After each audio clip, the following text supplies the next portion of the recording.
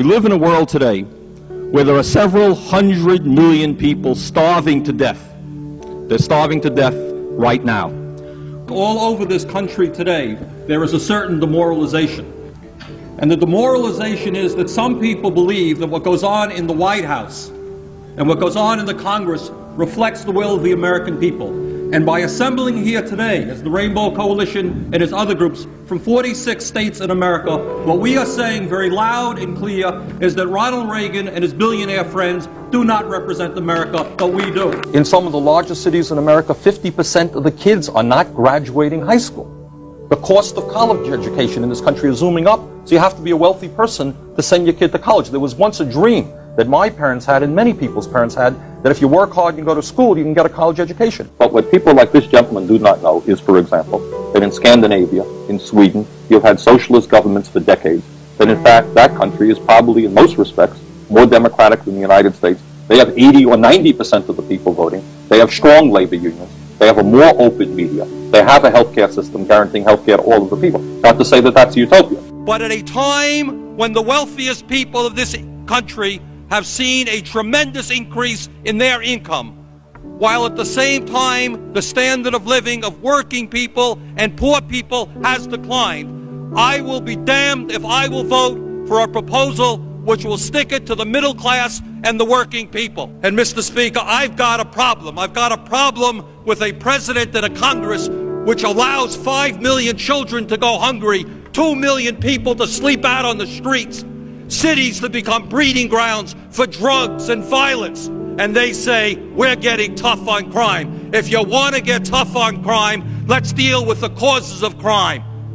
Let's demand that every man, woman, and child in this country have a decent opportunity and a decent standard of living. Let's not keep putting poor people into jail and disproportionately punishing blacks. While our children go hungry and sleep out on the streets, lack adequate health care or educational opportunity, the wealthiest people in this country have grown far richer while their tax burden has declined. We have an approach to campaign financing which, to a very large degree, allows wealthy people and major corporations to buy and sell politicians.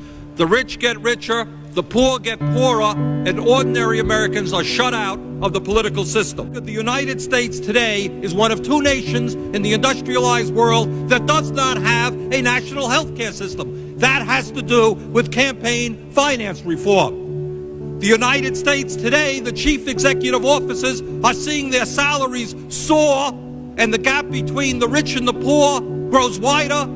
10 million Americans are unemployed. That has to do with campaign finance reform. The system, by and large, is owned and controlled by big money interests, and the President of the United States and much of the Congress does the work of protecting the big corporations and the wealthy people who control the economic and political life of this nation. This country, this great country, this democracy, is evolving into an oligarchy.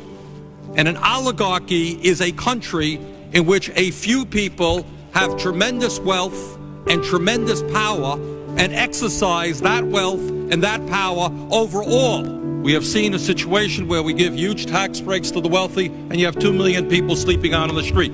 Billions of dollars into all kinds of obsolete weapon systems, and you have 5 million children who are hungry. Let us give hope to people in America today who have lost hope. Let us provide jobs for the jobless, housing for the homeless, food for the hungry. Workers in the United States today are working longer hours, significantly longer hours, taking less vacation time than they used to take. And is there any wonder why so many millions of Americans feel stressed out? They need to work longer hours, they need to work overtime in order to compensate for the real decline in their wages. Let's talk about welfare for the rich and the powerful.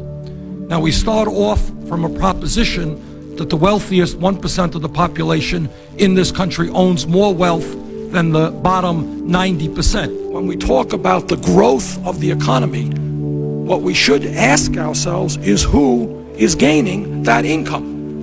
And what is clearly going on is the lion's share, the overwhelming amount of the growth in income is going to the very, very wealthiest people while the vast majority of the people are seeing a decline in their real incomes. I find it ironic that it is the taxpayers of this country who are going to have to bail out banks that have made billions and billions of dollars investing in Asia. Is it morally right that CEOs of large corporations now make over 500 times what their workers make and seem to make more money to the degree that they lay off American workers? Walmart has replaced General Motors as the major employer in America, paying people starvation wages rather than living wages. We can fight terrorism, protect the American people without undermining the basic constitutional rights which make us a free country. They understand that our trade policies are failing when they note that our trade deficit is huge and growing larger every single year. And it seems to me, Madam President, that before we go forward again in pursuit of a failing trade agenda, we might want to sit back, take a moratorium, understand why our trade policies are failing, and then put together trade agreements that work for the working people and the middle class of this country rather than just the CEOs of large multinational corporations. The wealthiest 1/10 of 1%, 1/10 of 1%, 300,000 men, women, and children now earn more income than do the bottom 150 million Americans. No matter how many children live in poverty, no matter how high the unemployment numbers are, they want more and more and more. And I say enough is enough. And you want to know why the American people are cynical about what goes on in Washington? You want to know why the Congress of the United States has an extremely low level of support or favorability? It is because the American people know they are getting ripped off. You got millions of people today who are working longer hours and their income is going down. Their wages are going down. This grotesque level of inequality is immoral. It is bad economics. It is unsustainable. This type of rigged economy is not what America is supposed to be about.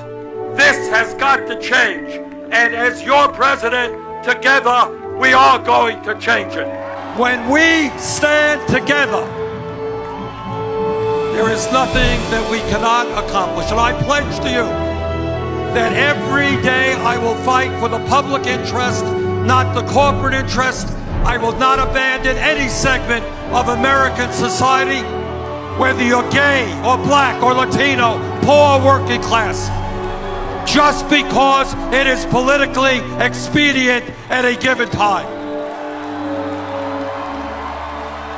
So let us go forward together and let us tell the Republicans that their reactionary agenda may work for the billionaires, but not for ordinary Americans, and we are going to defeat them. Thank you all very much.